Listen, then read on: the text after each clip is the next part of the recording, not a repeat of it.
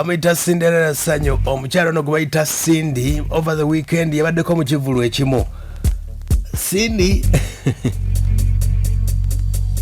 Cindy yagobye omuyimbi gwe bayita Rema akaana konoza mukamanyi kadde kakubira nnyo Masaka obudde buno kalumba kagenda Kampala olw'ensonga nti balina ekirowoozo nga bagamba nti buli muyimbi agenda e Kampala yavaayo n'akikuba.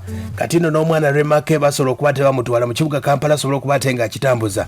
Ku kivulo kino kyennyini kyabadde basobodde okuba ate nga bateekawo omukyala Cindy naye yabadde yagenda opafominga okulinnya ku sho ng'omwana ono yaddako okukikuba gwe bayita Rema ndowooza mukamanyi akaana ako kabaddeko mu kibuga Masaka nga kakikuba mpola mpola era kafunako ne sponsorship kafunako ne basale kusobola eyita Broadway.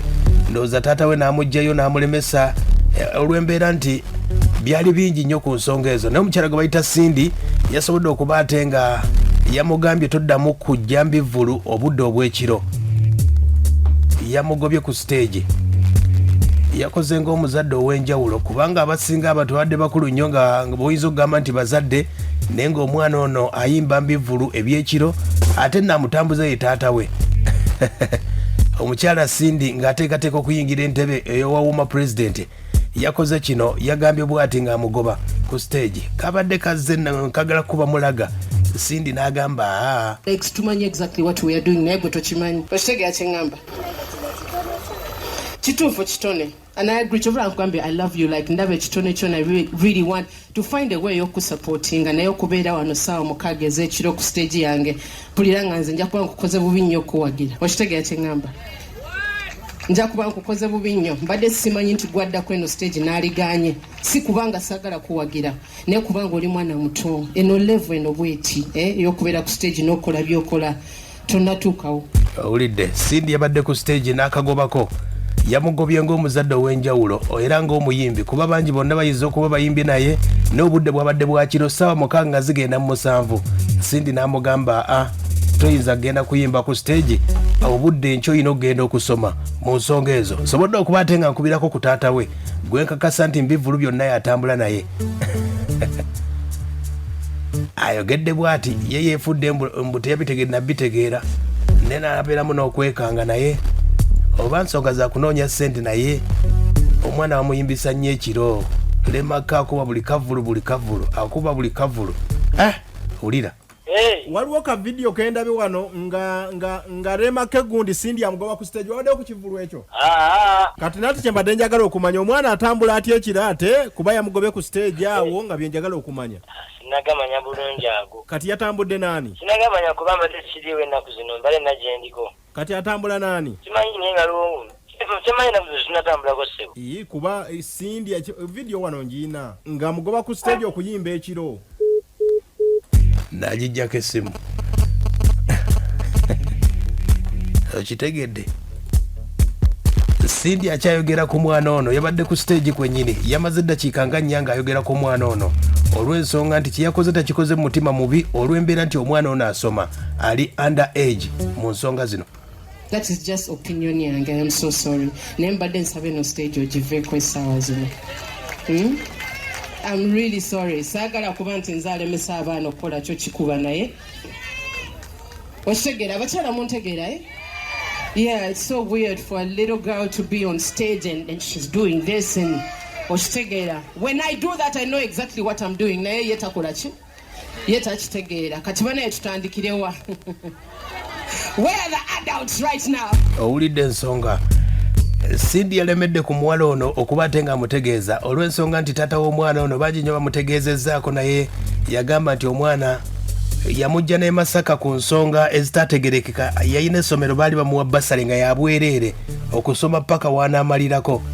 Ne taata w'omwana yagamba nti yayagala omwana akikube kwe kumutwala e Kampala amukubisa buli kavulu akuba okuva ssaawa mmeka paka kiro gye bakiggalira. Cindy yakwatiddwako olw'ensonga nti omwana ono agenda asome wadde taata w'omwana tumuwulidde naye nga ye.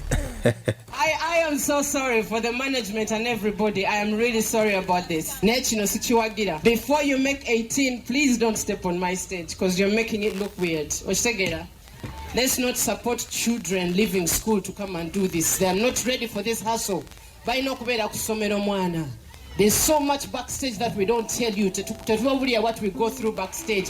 And her, she is not ready for that. Tally ready, Nyaga management tally ready for what it involves to be on stage right now. When she's 18 and she's ready to be sexy, she can step on this stage anytime. I'll be right here. Yesindi bwategezeza omwana muwala oyo gwe bayita rema ng'ategeeza management etwala omwana oyo. Taata we tumukubidde n'asobola okuba ate nga ye yeekubizza oba gye bayita emizimu. Ye agamba nti omwana tamumanyi tebaagendako mu kivulu ekyo naye ng'omwana atambula naye.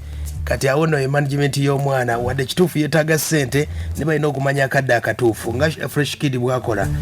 Omwana okuyimba kye kitone kye naye omwana olina omulaga nti omwenge mubi ebivulu ebyo ensonga nti obusegu buba bungi nnyo ate ng'omwana ali under age ku nsonga ezo. Cindy bwesobodde okuba ate ng'ayogera ku kivulu ekyabaddemu over the weekend wayogedde ne ku luyimba lwa Zakayo ne Matayo nga bumanyi nti balinawo embiranye ya King Saha n'omukulu gwe bayita King Saha ne Cindy bali mu nteekateeka za banoonya bwa president. Yayogedde kayimba wulira.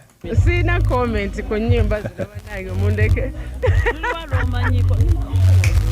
No, mpuliriza ennyimba zombi. I appreciate the creativity. Bayimbye bulungi. That's it. That's all I can say really. Aliwo yasinze really fenuni. Simanyi bombi wadde. Owulidde omukyala Cindy bw'ategeeza wanendo Cindy weyogeddeko ku nsonga za Wuma n'agamba nti Wuma abagamba nti byabufuzi. Wuma terimu byabufuzi wadde n'akamu. Bamugamba naye omukulu Bebekulu we n'aleemu. N'agamba nti n'omukulu King Saha yagenda wa Bobi Wine ate ye wa Nuupo. N'agamba ye Cindy tabanko byabufuzi n'akamu wadde n'akamu. Era agamba nti Wuma eri Newton. Wulira. You understand? Because Bobi Wine wa NUP, Bebekulu tali president wa anything. You understand? It's his personal opinion. It's a personal choice. Tali mbu leader wa party nga bw'olaba Bobi Wine is a leader. So nze ndaba nga tebikwatagana. Nze Bebekulu abadde supporter wange for a long time. This is not the first time Bebekulu kumpagira. Wemba mujjukira boom party bwe yaliwo Bebekulu yankubira akalango akasinga obunene. Yajja n'ayita abakyala bagamba abakyala mugende musupporting mukyala munnammwe. So Bebekulu aze nga muntu wange. We had twafunamu obutakkaanyaawo in the beginning. Nengenda nenjogera ne mutuukirira ne tukitereeza najja nampagira. It had nothing to do with politics. Naddala nze bya politics sibiriimu ng'omuntu. So ye King Saha kyali kimukoledde side gye yali yeekubyeko. Naye nze I'm not a politician at all. So Bebekulu okuvaayo nze ndoza yavudde mu capacity ye ng'omuyimbi singa politician nedda. Kino ekintu sikiraba mu politics because from the very beginning ba artist twali twekubira ki side gwe wa government nga tugenda gulu tugenze wa tunoonya ki